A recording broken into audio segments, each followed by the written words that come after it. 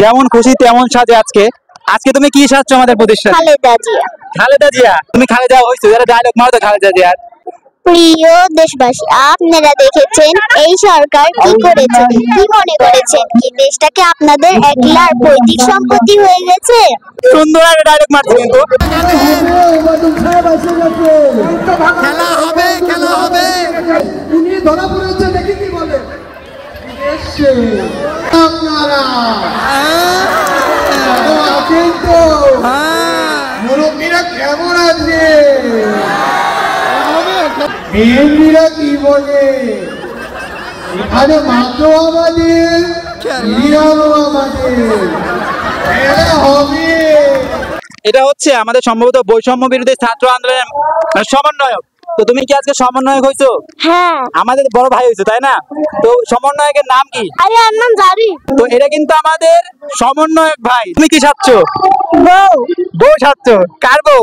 আমার বউ? হ্যাঁ, বলো না। কার বউ সাজছো? বলো আমি মামুনির বউ সাচ্ছি।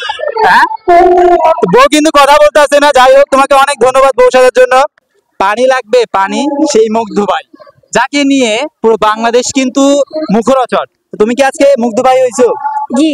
যে মুগ্ধ ভাইয়ের যে সময় যে মারা গেল, কিভাবে মারা গেছে এটা কি বলতে পারবে? তুমি দেখাতে পারবা? পানি লাগবে পানি। পানি লাগবে পানি। আসলে এই ছোট ছোট বাচ্চাদের মধ্যে যে এত সুন্দর অনুপ্রেরণা, এইটাই অনেক বড়। তো তোমাকে ভাইয়া অনেক ধন্যবাদ আজকে আমাদের মুগ্ধ ভাই হওয়ার জন্য। তুমি আজকে কি সাজছো?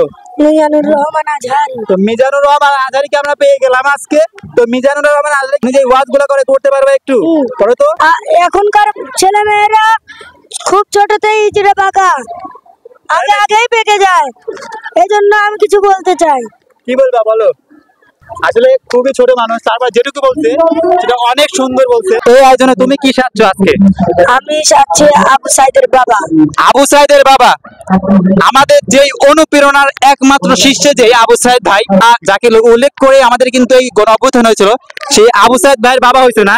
হ্যাঁ। তো অনেক অনেক তোমাকে ধন্যবাদ। এটা হচ্ছে আমাদের আবু সাইদ ভাই, মূল লক্ষ্যটাই আবু সাইদ ভাই। তো তুমি কি আবু সাইদ ভাইয়ের আজকে সাজছো আবু সাইদ? তো আবু সাইদ কিভাবে জীবন দিয়েছিল তুমি কি জানো? কোঠা আন্দোলনের যোদ্ধা। তুমি কোঠা আন্দোলনের যোদ্ধা না, তুমি তো কোঠা আন্দোলনের মানে মাস্টার মাইন্ড। তোমার জন্যই তো আমাদের দেশটা আজকে এত সুন্দর হয়েছে।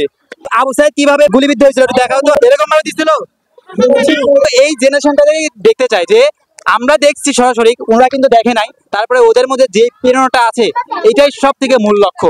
দেখেন তো ডাক্তার সাহেবাকে চেনা যায় নাকি? ডাক্তার সাহেবা কিন্তু আমার এখন চিকিৎসা করবেন। ডাক্তার সাহেবা দেখছি আমার হার্ট কতটুকু দুর্বল নাকি শক্ত। শেষ অবধি ডাক্তার সাহেবা কিন্তু আমার কোনো রোগী কিন্তু সে ধরতে পারলো না। বলছে যে আমি একজন সুস্থ মানুষ।